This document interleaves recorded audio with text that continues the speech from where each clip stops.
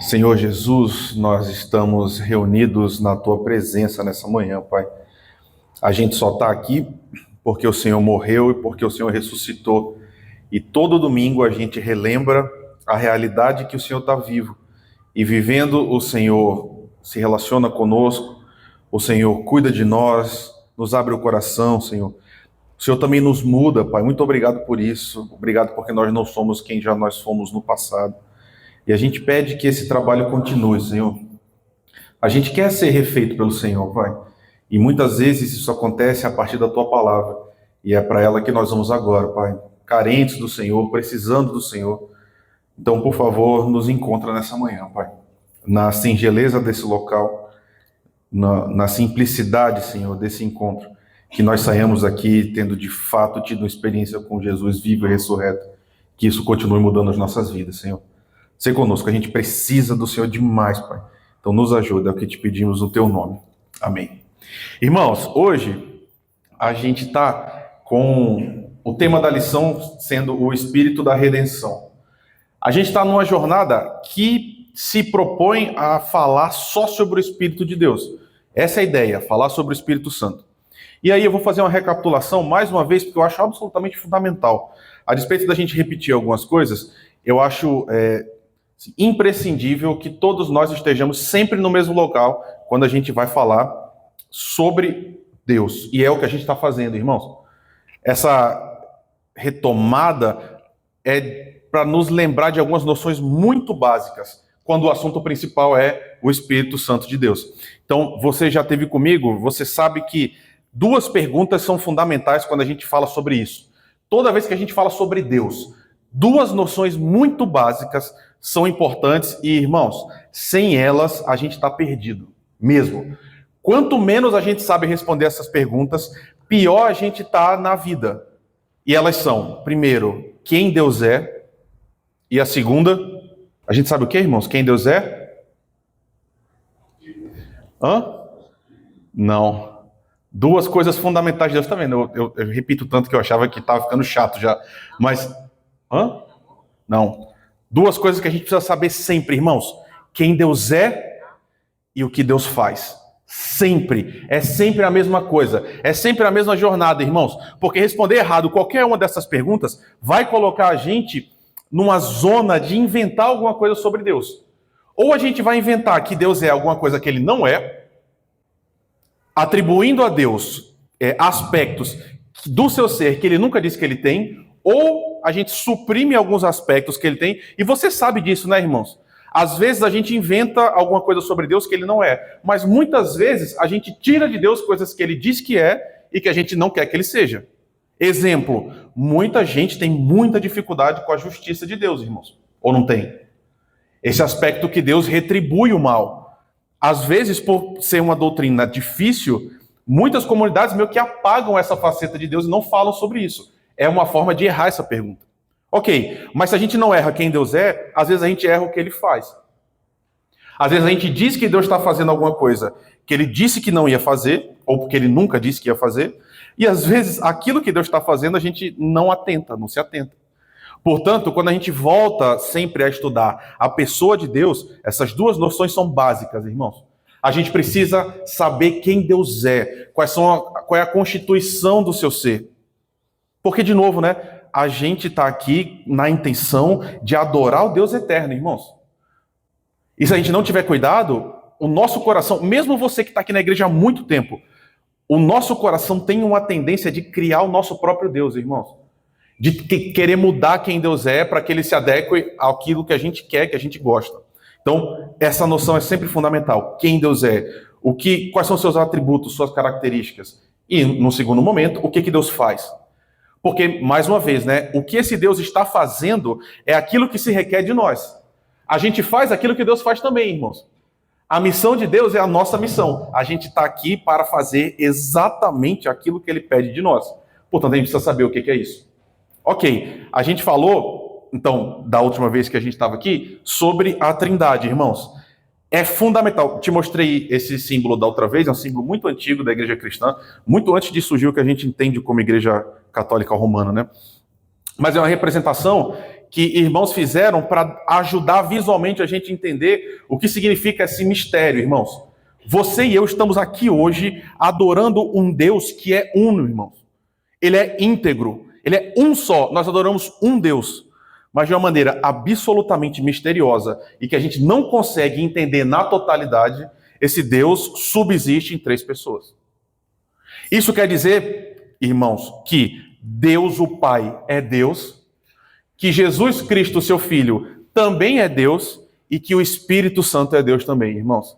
Porque você já sabe disso, mas eu quero te lembrar. Várias comunidades hoje estão se reunindo acreditando que o Espírito Santo de Deus é uma força, irmãos.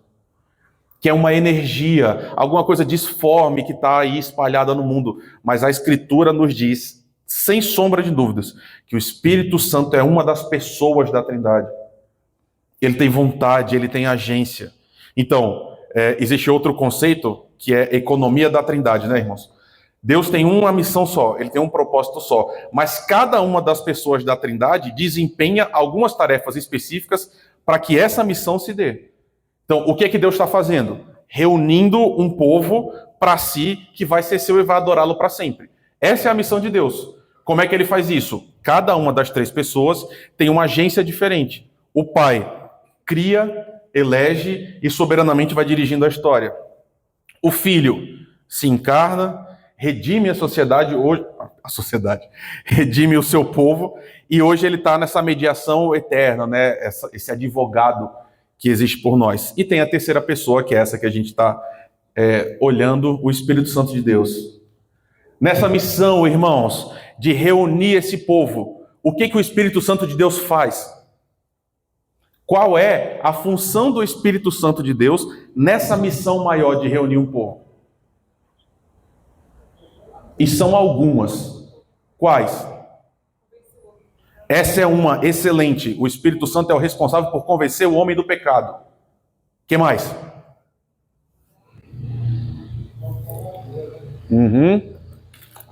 O Espírito Santo é o Consolador.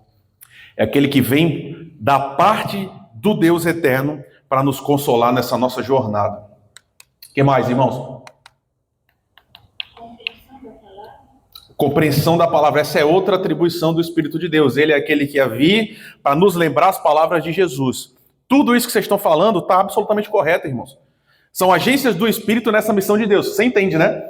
Deus está querendo reunir um povo. Quando é que isso começou? Gênesis capítulo 3. Quando o homem é expulso do jardim, Deus está indo atrás desse homem para levá-lo de volta para o jardim. Cada uma das pessoas exerce uma função nessa jornada maior. O Espírito Santo faz essas que a gente está falando. Então, o que a gente vai falar hoje é mais um aspecto desse agir do Espírito Santo de Deus nessa economia da Trindade. Ou seja, buscando o povo de Deus, levando esse povo de volta para Deus. O que o Espírito faz? É o que a gente vai falar hoje. Eu quero te relembrar uma última coisa antes da gente ir para o texto base.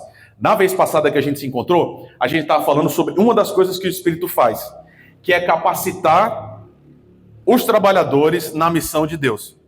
Certo? Irmãos, isso é absolutamente fundamental. A gente não pode esquecer. Ontem a gente falou um pouco sobre isso, né? Sem que Deus esteja conosco, a gente não consegue fazer nada, irmãos. Absolutamente nada.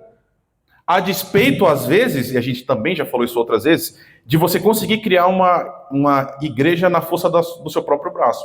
Se você tiver um templo bom, confortável, com música boa e alguém falando de forma enérgica, vai lotar de gente. Mas essas pessoas necessariamente vão ser convertidas a Deus?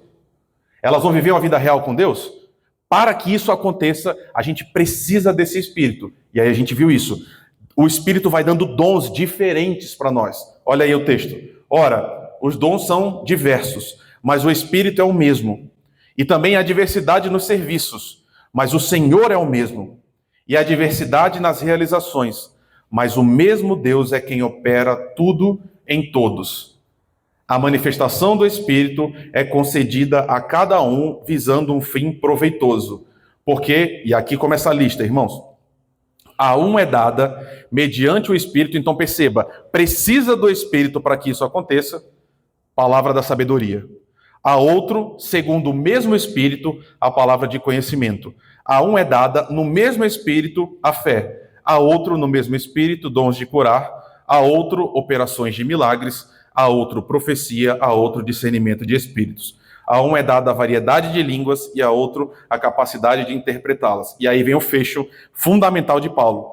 Mas um só e o mesmo Espírito realiza todas essas coisas, distribuindo-as a cada um individualmente conforme ele quer. Então, nem todos os crentes têm a mesma habilidade, irmãos. E nem todos os crentes têm a mesma incumbência no reino de Deus. Nem todos nós somos chamados a fazer exatamente a mesma coisa, a despeito de todos nós juntos estarmos contribuindo nessa missão maior. Todos nós estamos em busca dos perdidos e tentando glorificar a Deus. É isso. Só que como isso se expressa na vida real? Aí sim, cada um vai desempenhar uma função específica. Tanto que, obviamente, eu estou usando o coral porque foi ontem, né? Mas o coral é um bom exemplo disso, irmãos. Cada um vai cantar a sua própria voz. Tem uma pessoa que vai estar aqui na frente regendo, tem outra que vai estar ali tocando o teclado quando for o caso, outra vai estar ali na sala passando as coisas.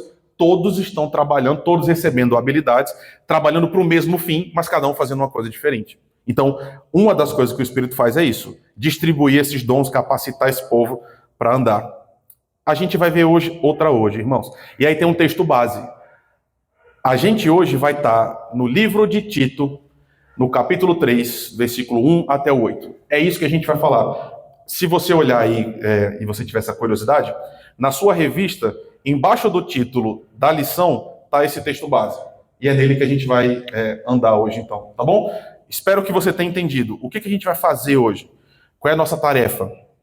Irmãos, vamos tentar entender um aspecto da agência do Espírito de Deus nessa tarefa maior de resgatar seres humanos. É isso. Então vamos lá. Antes da gente começar, a gente está em Tito. Vamos falar algumas características desse livro, irmãos? Tito. Que livro é esse? Do que ele fala? O que está acontecendo? Qual é o gênero, irmãos, de Tito? Obrigado. Ótimo. Irmãos, Tito é uma carta, certo? Quais são as características de uma carta, irmãos?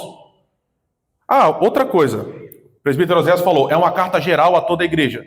É assim mesmo? Tito é uma carta geral? Sim ou não? E por quê? Irmãos, olha que coisa. Pode passar, cadê a Estelinha? Olha só, eu vou te dar alguns contextos. Primeiro, irmãos, nem todo livro da Bíblia é a mesma coisa, você já sabe disso. A gente tem vários livros diferentes, vários gêneros diferentes. A gente está aqui numa porção da Bíblia que é chamada Cartas Pastorais. Por que tem esse nome? Elas são 3 as cartas pastorais. Tito é uma, primeira a Timóteo é outra, segunda a Timóteo é outra carta. Elas têm uma característica muito específica, irmãos. A pergunta que eu fiz do presbítero Oséias, essa carta é para a igreja geral? Irmãos, num sentido sim, no outro sentido não. Ela nasce sendo uma carta de um homem só para outro. Mas aí depois a igreja entendeu que esse texto servia para edificação de todo o corpo de Deus, então isso compõe o cânon, hoje está na sua Bíblia. Mas ela nasceu com Paulo falando com Tito, irmãos. A gente tem um pastor muito antigo, muito velho, nesse contexto, já preso, já tendo experimentado prisão, escrevendo para um pastor novo. Então, por que um pastor velho escreve para um pastor novo, irmãos? Oi? Essa é uma experiência. Mas qual é a intenção dele? Por que um pastor velho vai escrever uma carta para um pastor mais novo? Qual é a finalidade? Essa é uma ótima. Qual é a noção? Paulo, irmãos, sabe que ele está indo embora. Sabe que ele está preso. Toda a prisão de Paulo pode ser a última. Você concorda? A qualquer momento ele pode ser morto. Então Paulo começa a escrever cartas e deixar registrado para os pastores jovens as responsabilidades que eles têm. Então é como um pastor mais velho ensinando um pastor mais novo o que ele tem que fazer. Quais são suas incumbências na igreja. Então, esse jovem pastor vai ser responsável por questões muito concretas, irmãos, que ele pode não saber resolver. Já falei isso para você várias vezes. Eu, pastor Fredo, a gente tem uma experiência de, vez por outra, recorrer a pastores mais velhos, irmãos. Porque chega coisa para a gente resolver que a gente não sabe resolver, a gente não sabe o que fazer. Então, esses homens mais velhos, mais experientes, vão nos ajudando nesse caminho de, entendendo a vontade de Deus e entendendo a nossa necessidade concreta da comunidade, o que a gente faz? É isso que está acontecendo aqui. Então Paulo escreve a Tito, falando assim, Tito, eu vou te ensinar a resolver algumas coisas. Se você voltar para o capítulo 1, e você não precisa fazer isso agora, você vai ver alguns assuntos. O primeiro deles que aparece é Paulo explicando para Tito como ele vai fazer a eleição de presbíteros. Então a igreja que Tito está precisa que presbíteros sejam eleitos. E aí Paulo está falando, Tito, quando você for eleger presbítero junto com a igreja, faça assim, faça outro. Então ele está ensinando. Outra noção é, Tito, você precisa combater os judaizantes, que eram pessoas que entravam na igreja para dizer o seguinte, olha, vocês todos precisam voltar às práticas judaicas. Vocês são crentes, mas vocês precisam se circuncidar, guardar o sábado, essas coisas todas. Então Paulo está dizendo, você não pode deixar isso acontecer, Tito.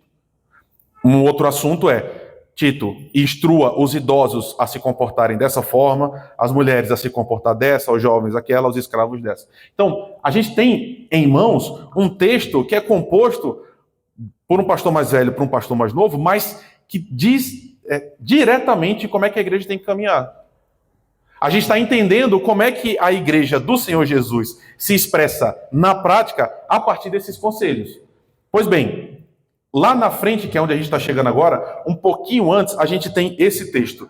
A gente está em Tito, capítulo 2, no finalzinho. Por quê? Eu quero que você perceba que o capítulo 3 vai começar na mesma discussão. A mesma coisa que Paulo estava falando no final do 2, a gente vai continuar no 3. Então essa aqui é a base. Olha o que ele diz. Porque a graça de Deus se manifestou, trazendo salvação a todos. Ela nos educa para que, renegadas a impiedade e as paixões mundanas, vivamos nesse mundo de forma sensata, justa e piedosa, aguardando a bendita esperança e a manifestação da glória do nosso grande Deus e Salvador Jesus Cristo.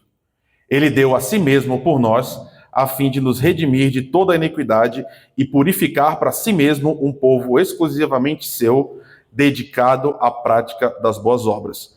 Essa aqui é a defesa de Paulo. É isso que Paulo está ensinando para Tito. Olha o que ele diz em sequência. Tito, ensine essas coisas.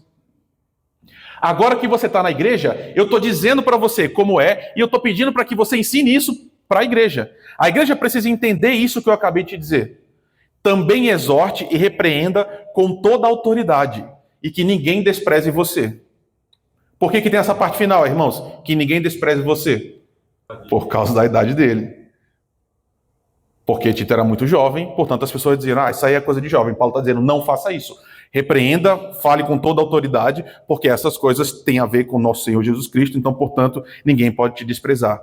Portanto, irmãos, o que eu estou mostrando para você é, a base de tudo que a gente vai falar é essa parte antes. É isso que Paulo acabou de dizer. E aí perceba, queridos, isso, a despeito de você já saber, é muito importante que a gente volte para isso sempre, porque tem muito a ver com a sua vida real, prática do dia a dia.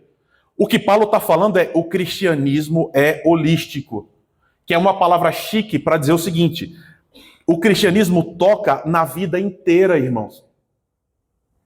Quando uma pessoa chega até Jesus Cristo, quando alguém abraça a fé, essas pessoas estão abraçando uma fé que dá conta de toda a sua existência. Todas as áreas da vida de alguém são tocadas a partir desse encontro pessoal com Jesus Cristo. Isso quer dizer que a forma que você come, que você dorme, que você se relaciona com sua família, com o seu trabalho, o jeito que você vota, o jeito que você vê TV, tudo, absolutamente tudo tem a ver com a fé, com Jesus Cristo. E por que isso é importante, irmãos? A gente está vivendo num mundo que compartimentaliza a vida e diz o seguinte, essas áreas aqui são as áreas que têm a ver com Jesus. Essa outra parte da minha vida, não.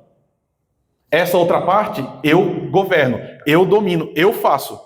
Enquanto Paulo está dizendo exatamente o contrário. O que as pessoas costumam dizer? Religião toca as emoções, os afetos. Fé é alguma coisa que a gente sente. Portanto, é operado só no interior. É de cunho privado. Então, se existe algum tipo de afetação interna, se alguma coisa muda no nosso coração, se a gente sente que a gente ama o Senhor, então a gente tem fé. Essa é a conclusão da maioria das pessoas. Por isso que eu sempre uso esse exemplo, irmãos. É incrível. eu, de novo, não sei qual é a sua experiência real, mas se você está aí andando nesse mundão, se você está no trem, no ônibus, é incrível a quantidade de pessoas que está usando alguma coisa ligada à fé. Quase sempre são músicas. Eu não sei se você está me entendendo, mas irmãos, você pega Tiaguinho. Vocês sabem quem é Tiaguinho? Certo? A maior parte de vocês. Ele toca o quê, irmãos? Qual é o gênero? Samba, pagode, isso aí. Você percebeu quantas vezes esse tipo de gente, no meio de um show, de um DVD, gravado, sei lá, em qualquer lugar, no meio e tem um louvor? Já percebeu isso? Recentemente agora, um dos últimos que fez isso foi Caetano Veloso. Ele tocando lá as músicas dele, falando de Oxum, Ogum e tal. De repente ele toca a música, vocês viram? Ele toca Kleber Lucas. Deus cuida de mim. No meio do show. Por que ele faz isso? E por que as pessoas gostam disso, irmãos? Em algum nível, as pessoas começaram a entender o seguinte: olha, existe algo bom na igreja. Em Jesus existe algum tipo de benefício meio difuso, porque eu escuto músicas boas que falam coisas boas sobre mim, isso me abençoa. Então eu pego essa partezinha aqui e coloco na minha vida para temperar a minha vida. Mas o resto, eu faço da minha vida o que eu quero fazer. Por isso as pessoas estão vivendo as vidas mais estranhas possíveis, ao mesmo tempo que elas estão vendo uma pregação de algum pastor aí qualquer, e elas pagam ingresso para estar nessas pregações super famosas, e elas choram, elas se emocionam, mas a vida real delas não acompanha essa fé que elas dizem ter. Tá claro, irmãos? Gente que vive traindo a esposa, tem 4 famílias, gente que usa drogas, gente que sonega impostos, mas que acha que é crente. Por quê? Alguma coisa da igreja o afeta. Vai no domingo, tá lá na igreja, escuta alguma coisa que o pastor fala, isso é bom, volta para casa e acha que é crente.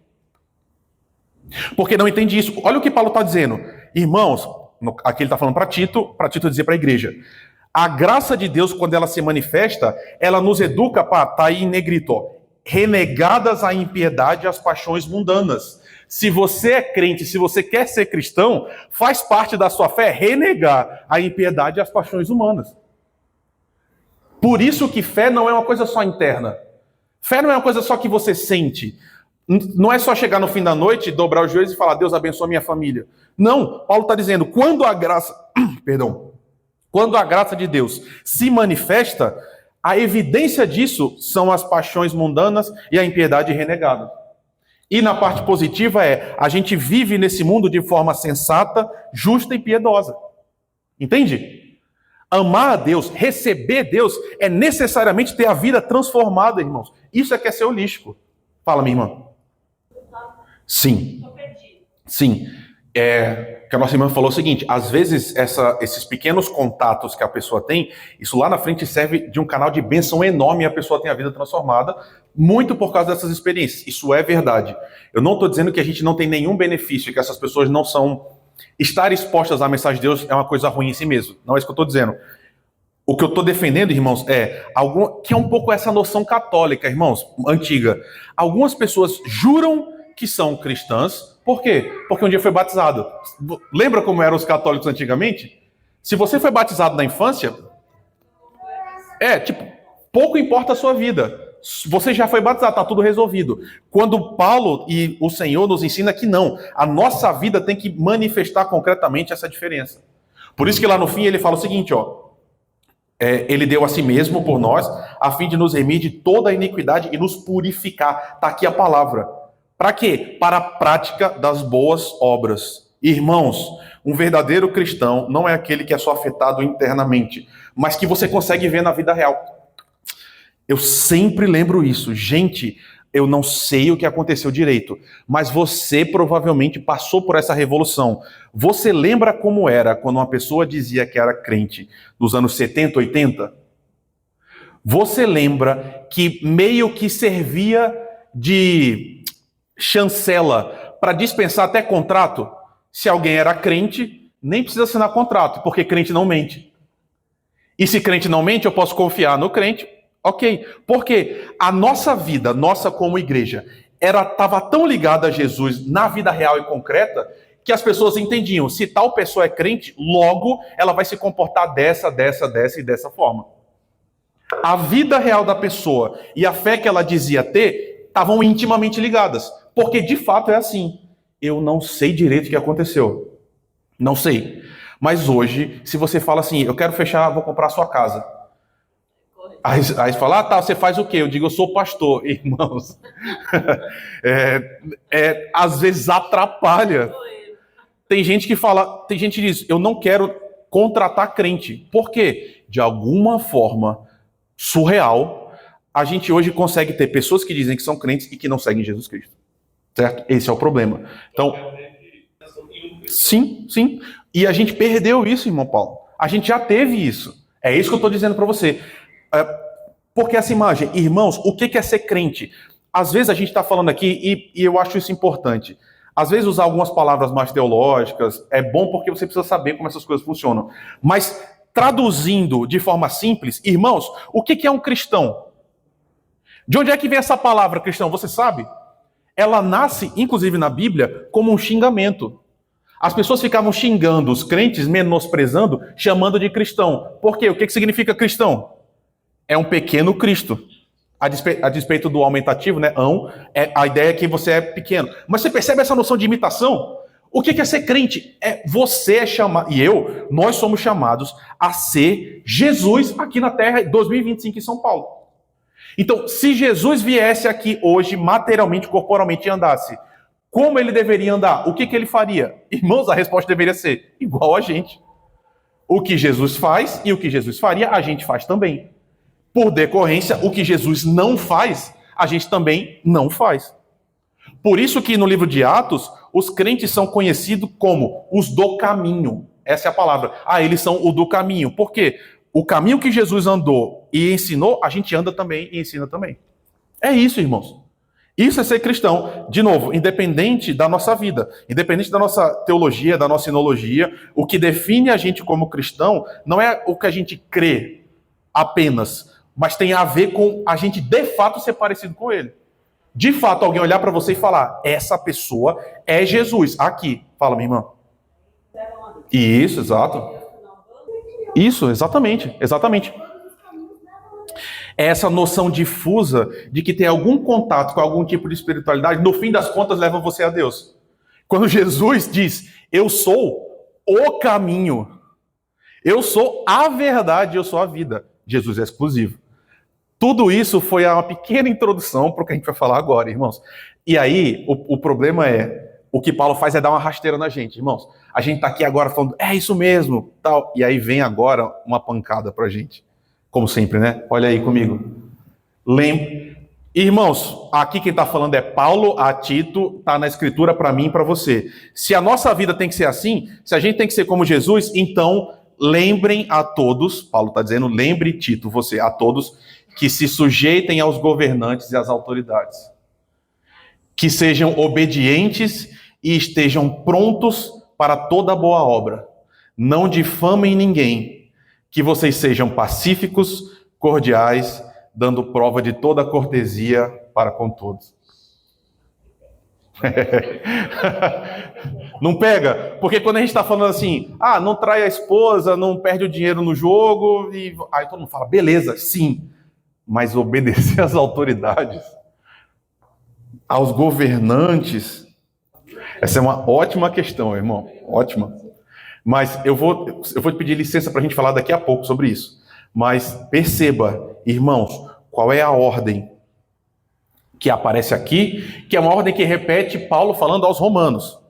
Toda autoridade é instituída por Deus, portanto obedeçam. Irmãos, Paulo está dizendo para Tito, o jovem pastor, que ele deve ensinar a sua igreja uma questão que não é voluntária. A gente não está falando aqui de uma coisa optativa, facultativa.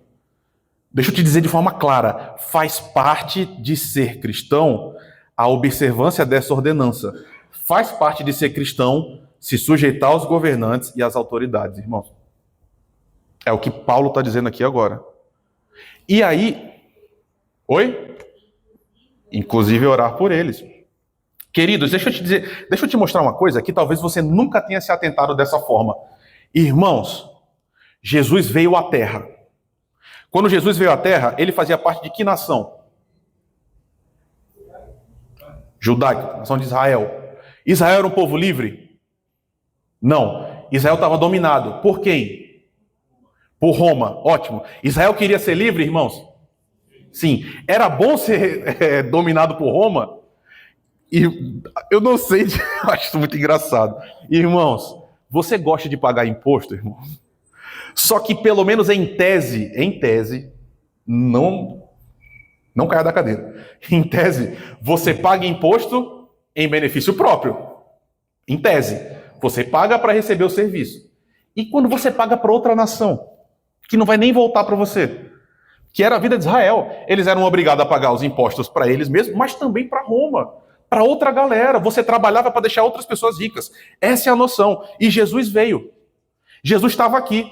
E todo o povo de Israel tinha uma expectativa ardente que quando o rei viesse, o Messias viesse, ele ia libertar todas as coisas, não é? Jesus veio. E é muito sintomático que Jesus não promoveu um levante político, irmãos. Não é? Irmãos, Jesus não falou, gente, eu cheguei, cada um pegue sua arma, vamos lá derrotar Roma. Isso não aconteceu, irmãos. E perceba, essa era uma questão importante? Sim. Existiam lutas políticas genuínas? Sim. Mas Jesus não se envolve diretamente nessas coisas. Eu quero ler 2 textos com você, que não vão estar aparecidos aqui. Alguém precisa me ajudar, tá? Alguém abra, por favor, em João, Evangelho de João, versículos 13 a 15. E aí, se você achar, por favor, leia bem alto. João 6, 13 a 15. Irmãos, Jesus multiplicou pães e peixes. O povo estava com fome e de repente apareceu um cara que multiplicou. Qual foi a conclusão do povo? Esse é nosso rei. Então o que o povo queria fazer? Vamos fazer Jesus à força, rei. O povo veio para colocar Jesus no trono à força, irmãos. Percebe? Esse era o momento de Jesus tomar um partido político e dizer, então vamos lá, vamos fazer o que a gente precisa fazer e vamos nos libertar de Roma. Esse era o momento de estar profundamente identificado com política. O que Jesus faz, irmãos? Vai embora. Vai embora. Perceba, a atitude de Jesus e a missão de Jesus, a despeito de lateralmente tocar em política, não era uma questão política. Jesus não falou nada sobre isso. Ele veio fazer outra coisa. O seu reino está em outro campo. Tanto que eu nem vou pedir para você ler, mas se você abrir Mateus 22, do 15 ao 20, você vai lembrar outro momento que fala sobre Jesus e política. Porque os fariseus queriam pegar Jesus. Os fariseus queriam mostrar para o povo que Jesus era um revolucionário, um subversivo. Aí eles pegam uma moeda, lembra? Mostram para Jesus e falam assim, Jesus, e aí? A gente tem que pagar imposto ou não tem? Qual era a questão? Se Jesus falasse, não, a gente não tem que pagar imposto, ele tinha cometido um crime. Se ele fala, sim, a gente tem que pagar imposto, as pessoas vão dizer, mas Jesus, então você concorda com Roma? Percebe? Era uma armadilha. Jesus pega a moeda e diz, qual é a inscrição? Eles dizem de César. Então fala, dá a César o que é de César e a Deus o que é de Deus. Perceba, é uma maneira brilhante de Jesus falar o seguinte, galera, isso não é comigo. Não é isso que a gente está fazendo, a gente está fazendo outra coisa. Tudo isso para te dizer o seguinte, às vezes algumas pessoas têm uma ideia que é o seguinte, por nós sermos cristãos, nós somos obrigados a nos envolver com política a partir dessa vertente específica.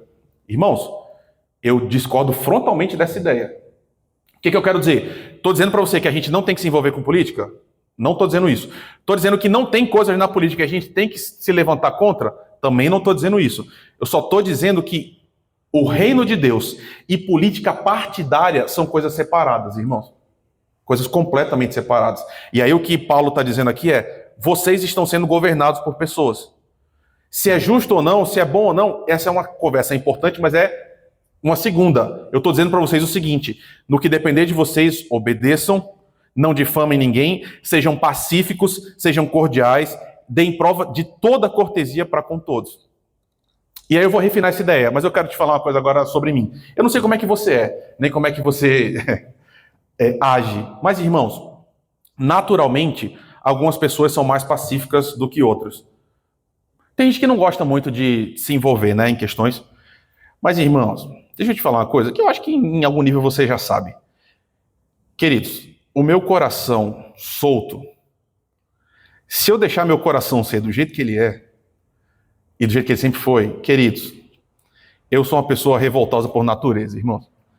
Você lembra Lá em 2013, isso, no começo do processo da Dilma, que aí teve aquelas manifestações que tomou o Brasil inteiro, lembra disso? Lembra que o Datena, em algum momento, mostrou as pessoas quebrando as coisas, e embaixo estava assim, você é a favor desse tipo de protesto? As pessoas começaram a votar sim. Aí falou, não, então as pessoas não entenderam. Aí refaz a pergunta, aí tinha assim, você é a favor de protesto com baderna? E aí o sim ganhou de novo, você lembra desse momento? Irmãos, eu sou essa pessoa, tá? Se o meu coração ficar solto, eu sou definitivamente a pessoa que vota em sim. Por quê? Porque, irmãos, quando eu sei que existem alguns servidores públicos que conseguem burlar a lei orçamentária e eles ganham R$ 200 mil por mês, do dinheiro que sai do imposto das pessoas, e quando eu sei que tem gente no Brasil que ganha 14º, 15º salário, gente que tem verba de gabinete, aposentado. Tem isso, né? O cara faz uma coisa errada. Como é que pode isso? Você é pego num crime. Você cometeu um crime. Qual é a sua punição? Se aposentar com salário integral. A punição é... Esse é o nosso país, pô. A gente vive aqui. Tem gente que recebe cota parlamentar, auxílio moradia. Lembra do auxílio terno? Auxílio paletó, né? Que falava. Foram privilegiados. Enquanto, irmãos, e essas mesmas pessoas que ganham isso tudo, são pessoas que estão agora na TV dizendo o seguinte, a gente devia congelar o salário mínimo por 8 anos, para que as contas do país sejam saneadas. Percebe? Não querendo corrigir nem a inflação de gente que ganha R$ 1.500, R$ 2.000. Quando essas coisas acontecem, irmãos, eu não sei como é você, mas a minha vontade é para Brasília tacar fogo em tudo mesmo, irmão. O meu coração é assim, certo? Minha vontade é falar o seguinte, ninguém manda em mim a partir de agora. Vamos pegar arma, vamos matar todo mundo e vamos seguir em frente. Qual é a questão? Eu sou seguidor de Jesus, irmãos. Eu sou seguidor de Jesus.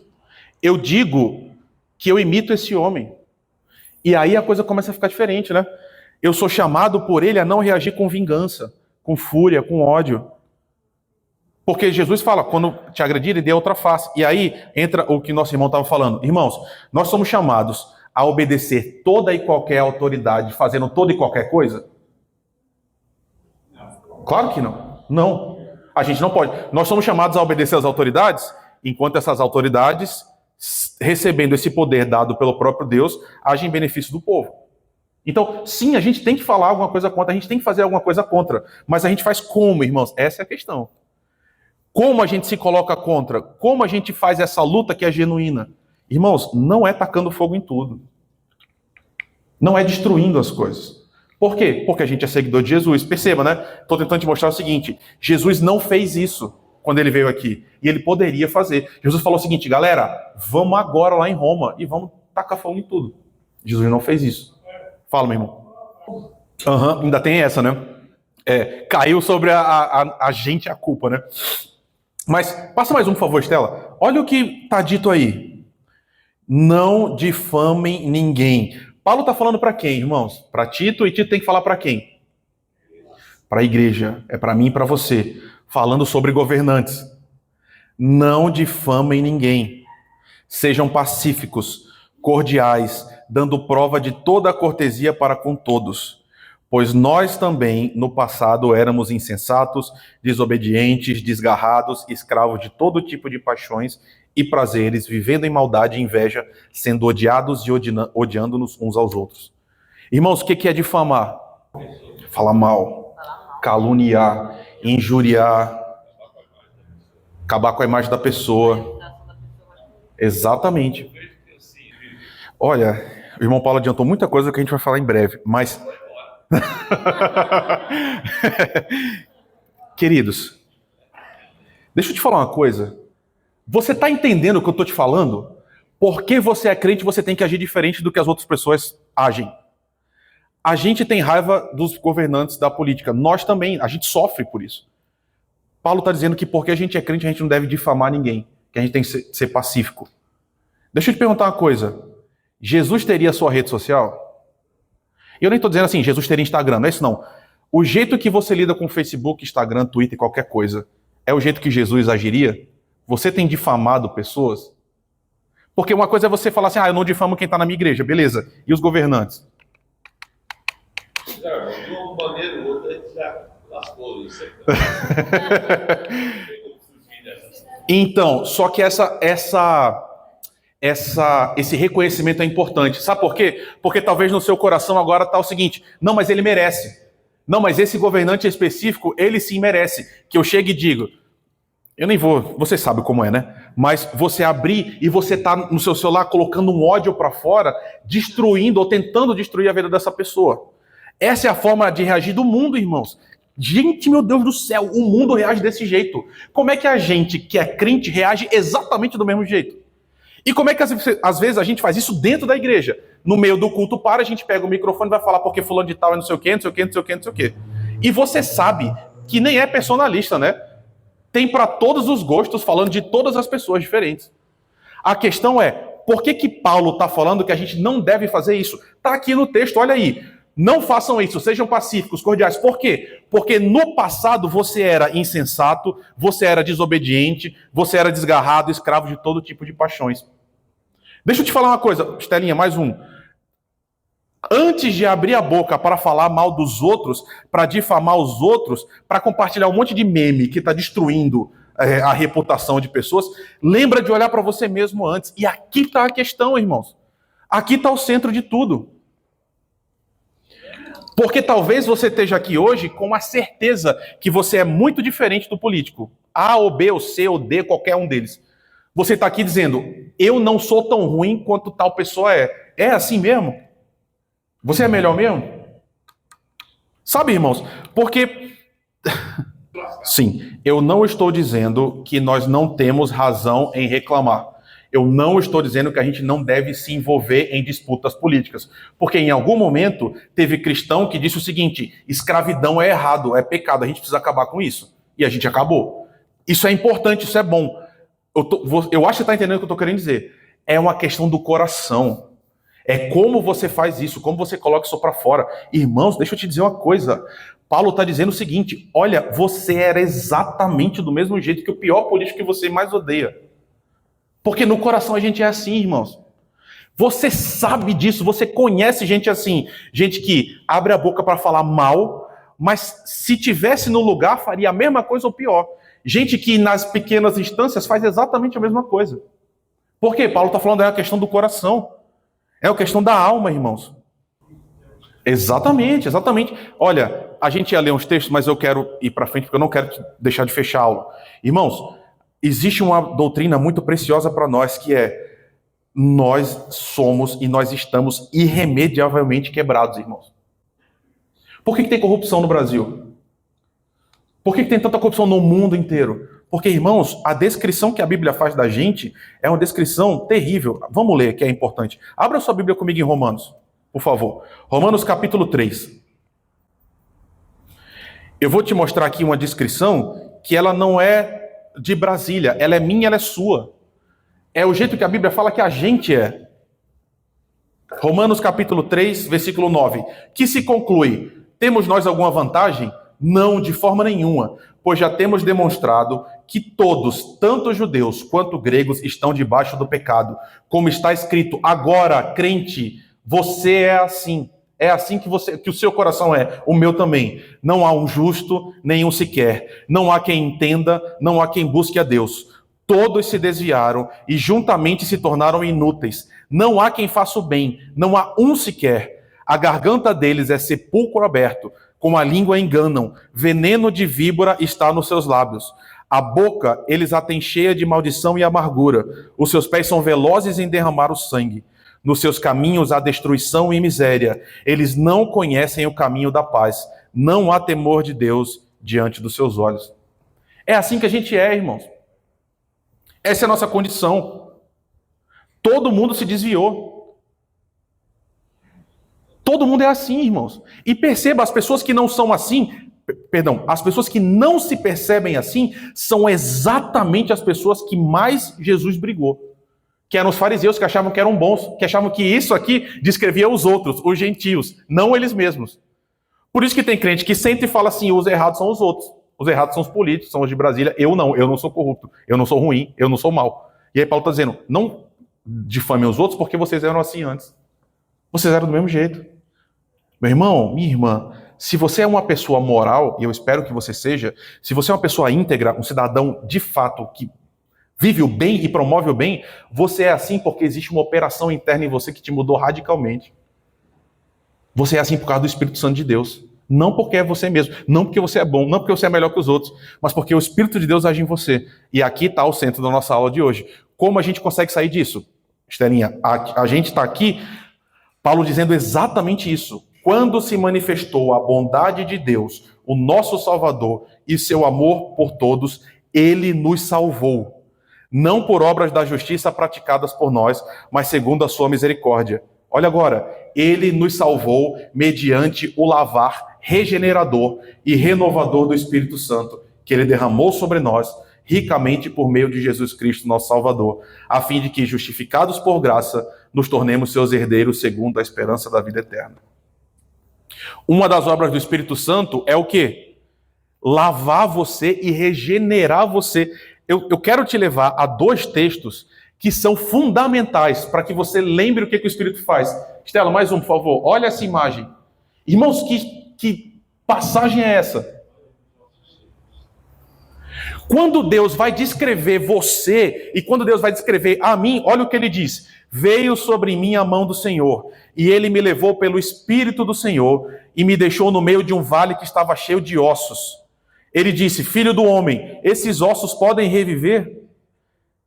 E aí Deus disse, os ossos secos ouçam a palavra do Senhor. Eis que farei entrar em vocês o Espírito e vocês viverão. Porei em vocês o Espírito e vocês viverão e vocês saberão que eu sou o Senhor. Deus está dizendo, quando eu olho para o povo de Israel, a visão que eu tenho é de um vale cheio de ossos, irmãos. E esses ossos, o texto diz isso, estavam sequíssimos. Qual é a ideia? Deus está dizendo, quando eu olho para o meu povo, eu só vejo desgraça. Eu só vejo esse povo agindo mal e fazendo mal, achando que eles são melhores que os outros povos da vizinhança. E você lembra quantas coisas Israel fez horríveis? Israel, irmãos, se prostituiu com outros deuses das maneiras mais terríveis possíveis. Esse povo era corrupto, profundamente corrupto. Os pastores roubavam o povo, os juízes roubavam o povo também. Um irmão roubava o outro, dentro do povo eles usavam pesos desiguais, cobravam juros indevidos, mesma coisa da gente hoje. E aí Deus está dizendo, como é que esse povo pode reviver? Como esse povo pode ser aquilo que ele foi criado para ser? Qual é a resposta, irmãos?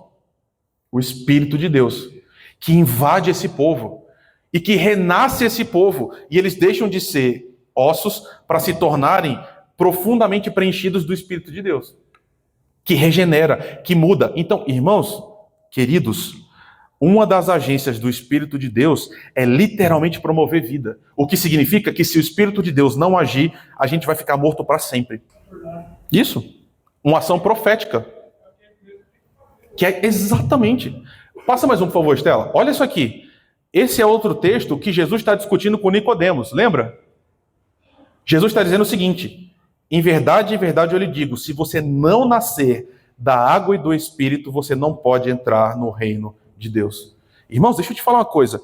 A linguagem da Bíblia, porque a linguagem da conversão das outras religiões é o seguinte: você é quem você é. E você vai para a Umbanda, você vai acrescentar na sua vida mais um aspecto. Faz parte de você. A Bíblia usa uma linguagem completamente diferente. Completamente diferente. A linguagem da Bíblia é o seguinte: você estava morto, completamente morto. E sem que Deus agisse em você, você seria morto para sempre. O que aconteceu com a gente, não foi que a gente foi convencido de algumas pequenas ideias e hoje a gente é crente. Não! Se você é crente, você nasceu de novo. Isso significa que a sua vida antiga acabou e começou uma vida nova, irmão. E quem faz isso é o Espírito Santo de Deus. E se ele não faz, você não é crente. Me perdoa a sinceridade. Mas o que a Bíblia diz é exatamente isso. Ou você nasce de novo, ou você é uma nova criatura, ou você vai estar junto com os ossos secos naquele vale terrível. Isso. O seu avô pode ter sido Simonton. Não interessa. Você precisa nascer de novo. Nesse Deus que vai promover uma revolução na sua vida, que vai mudar você completamente. É o Espírito agindo em nós. E isso, o Espírito nos capacitando. Meus irmãos, nós só podemos ser quem nós somos se o Espírito está aí, né? O Espírito nos fizer novas criaturas. E tudo isso é graça, é misericórdia. Não fomos nós quem nos salvamos, irmãos. Você não é do jeito que você é, porque você se esforçou, porque você é bom, porque você é melhor que os outros. Deus está agindo em você. Se Deus retirasse da sua vida hoje a sua presença, quem você seria?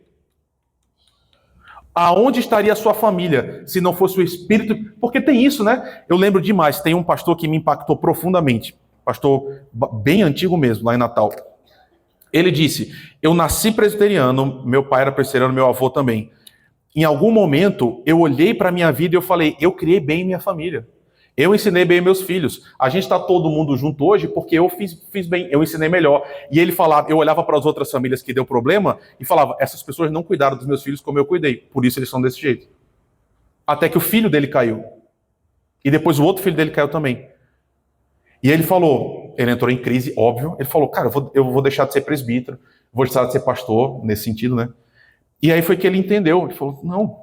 O que aconteceu é que eu precisava da graça de Deus como todo mundo precisava também. E Deus tinha me preservado até aquele momento. E meus filhos caíram por escolha deles, mas se Deus não cuidasse de mim, eu estaria perdido. E o que aconteceu foi que, pela graça maravilhosa de Jesus, os dois voltaram. E é uma família linda, irmãos. Mas percebe? Precisou ele ter essa queda para ele entender, caramba, não foi porque eu fui melhor, não é porque eu fui mais inteligente, Deus estava cuidando de mim o tempo todo. E se Deus não cuidasse, miserável homem que eu seria. Eu ia cair, como todo mundo. Então, meu irmão, minha irmã, eu vou te mostrar uma última imagem. E ela existe para chocar você mesmo. Ainda não, Estelinha? Ah, já passou? Tudo bem, vai. Deixa eu te dizer uma coisa. Você lembra que Jesus foi incrivelmente criticado porque ele comia com publicanos e pecadores? Na cabeça da gente, a gente pensa o seguinte, Jesus estava indo, porque aqui não tem cais, né? Mas em cidades de cais tem. Jesus vai lá no cais, com as prostitutas e os mendigos, os drogados.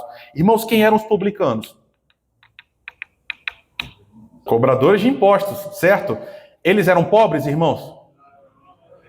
Não. Quem são os publicanos hoje, irmãos? Você percebe que Jesus, claro, comia com prostitutas, com essas, mas você percebe que Jesus também ia nos jantares dos corruptos e sentava com eles para comer com eles. É por isso que Jesus era tão odiado nesse aspecto, porque os caras falavam assim, Jesus, como é que você está indo na casa dessa pessoa que está roubando a gente? Você vê como muda completamente a nossa leitura, irmãos.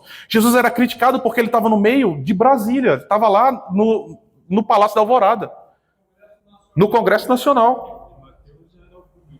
Mateus era publicano. Irmãos, deixa eu te falar uma coisa. Você consegue imaginar Jesus sentado para comer com Fernando Collor de Mello? Com Eduardo Cunha? Com Sérgio Cabral? Jesus comendo com Maluf? Com Disseu? Com Gedel Vieira Lima? Eu não vou falar porque eu não quero tacar fogo em tudo. Mas você sabe. Pega os piores políticos que você pensa quem é. Qualquer um. Você imaginava Jesus jantando com essa pessoa? E se você não imagina, talvez você tenha sido cooptado por esse espírito da nossa era que quer ver a desgraça. Meu irmão, minha irmã, pelo amor de Deus, eu tremo falando isso. Se você deseja que alguém vá para o inferno, você está completamente equivocado. Não importa o que essa pessoa tenha feito. Não foi para isso. O seu coração está envenenado de um ódio que talvez você não esteja percebendo. Porque quando Jesus veio para salvar quem estava perdido, ele não veio só salvar o pobrezinho que está lá, que a gente pinta. Jesus veio para salvar essas pessoas também. O pior corrupto que tem. Então, gente, perceba, a gente pode ficar com o coração indignado quando criminosos praticam crime? Claro que pode, você pode. Ninguém gosta de crime, irmãos. Ninguém defende o crime. Outra coisa é você ter prazer e deleite quando alguém morreu sem encontrar o Senhor. Isso é outra coisa. Gente, pelo amor de Deus, gente. Vocês lembram do jantar específico que Jesus teve com um dos principais corruptos? Qual era o nome dele? Bem pequenininho. Gente, Zaqueu era um político corrupto, irmãos. Sem tirar nem pôr. Pega esse que você odeia, o que você mais odeia. É como se Jesus encontrasse com ele. E aí, eu vou ler o texto para você. Talvez você esteja ligado à multidão, certo? Porque perceba como a multidão agiu. Talvez hoje você seja um da multidão. Zaqueu desceu depressa e o recebeu com alegria. Todos os que viram isto murmuravam, dizendo: Jesus está se hospedando com um homem pecador. A multidão estava dizendo: o que Jesus está indo fazer na casa desse marginal? Zaqueu, por sua vez, se levantou e disse ao Senhor: Senhor, eu vou dar metade dos meus bens aos pobres. E se eu roubei alguma coisa de alguém, eu vou restituir 4 vezes mais. Então Jesus lhe disse: hoje houve salvação nessa casa, pois também este é filho de Abraão, porque o Filho do Homem veio para salvar o perdido. Pela última vez eu vou dizer isso, pega o político que você mais odeia, o que te fez perder noite. Essa pessoa é alvo do amor de Deus, meus irmãos. O final deveria ser salvação. Vai acontecer? Eu não sei. Eu não sou Deus. Mas, eu e você, se a gente hoje está sentado num pedestal, olhando para baixo, dizendo: esse é um imundo, merece o inferno, e eu estou aqui bem, talvez a gente tenha esquecido um dos papéis do Espírito Santo de Deus, que é transformar vidas, que é resgatar pessoas, que é promover salvação. Esse é o seu Deus, esse é o seu Jesus. Jesus sentaria com essa pessoa que você odeia. Para concordar, para bater palma? Não, claro que não. Exatamente, quem precisa de médico são os doentes. Meu irmão, pelo amor do Senhor Jesus Cristo, eu queria que você fizesse esse esforço hoje. Você está desejando mal para alguém? Mal mesmo. Lembra? Eu falei para vocês desde o início, nós fomos chamados a imitar Jesus Cristo. Jesus Cristo teria o sentimento que você tem para essas pessoas? Porque Paulo, em outro momento, vai falar o seguinte: não se deixem vencer pelo mal, mas vençam o mal com o bem. A gente foi chamado a lavar a pé dos pecadores, irmãos. Exatamente, exatamente. Eu tremo porque eu acho que vai ter algumas pessoas que se acham muito crentes que vão ouvir do Senhor assim: se aparte de mim, eu nunca conheci vocês. E talvez algum desses que a gente odeia, talvez em algum momento essas pessoas se arrependam e esteja lá comendo com Jesus e com Davi para sempre. Olha, eu não queria terminar sem a gente orar. Eu queria que você tivesse um tempo de oração. E de novo, só quem sabe do seu coração é você, meu irmão. Não sou eu. Você não precisa vir falar isso comigo. Você não precisa vir falar: ah, não, pastor, mas olha aquilo. Fala com Jesus. Jesus está aqui. Hoje, fala com ele. Pergunta: Senhor, sonda meu coração. Eu sou essa pessoa, eu estou odiando os outros, eu me acho melhor que os outros, eu estou difamando os outros, eu sou aquele que não sou pacífico. Irmãos, a gente é chamado a responder essa mensagem. Eu queria que você orasse agora, por favor. Fale com Deus. Ele é o seu Senhor. Converse com ele. Talvez ele tenha algo a te dizer. Senhor, nos perdoa, Pai, por todas as vezes que a gente falha em não ser como o Senhor é, Pai. Deus, o nosso coração, ele é tão profundamente corrupto, Senhor. A gente pensa que já andou tanto com o Senhor e de repente a Tua palavra escancara coisas que ainda estão no nosso coração, que não vêm de Ti, Senhor. Sentimentos que são demoníacos, Pai. E a gente perde a noção de lembrar que a Tua salvação alcança todas as pessoas, Pai. Deus, por favor, tem misericórdia do nosso país, Senhor. Deus, promove uma transformação real de gente que abandona o pecado porque Te reconheceu. Sejam essas pessoas em Brasília, nas nossas câmaras municipais, estaduais. Senhor, por favor, nos dá alívio porque o povo está sofrendo, Senhor. Nos livra nós mesmos de fazer parte da corrupção do nosso país. Mas que a gente veja essa nação transformada porque o Senhor está convertendo pessoas e gente está fazendo como Zaqueu, devolvendo o que roubou e se dobrando ao Senhor Jesus Cristo, Pai. Nos ajuda a ter esperança de novo na Tua salvação. A não duvidar de que o Senhor pode alcançar qualquer pessoa. E que a gente realmente Te ame e coopere com o Senhor nessa missão, Pai. Tem misericórdia de nós, purifica o nosso coração. Nos faz um povo manso, humilde, Senhor, cordato, para que a gente dê glória ao Teu nome com a nossa vida, Pai. É isso que eu Te peço, no nome precioso de Jesus. Amém.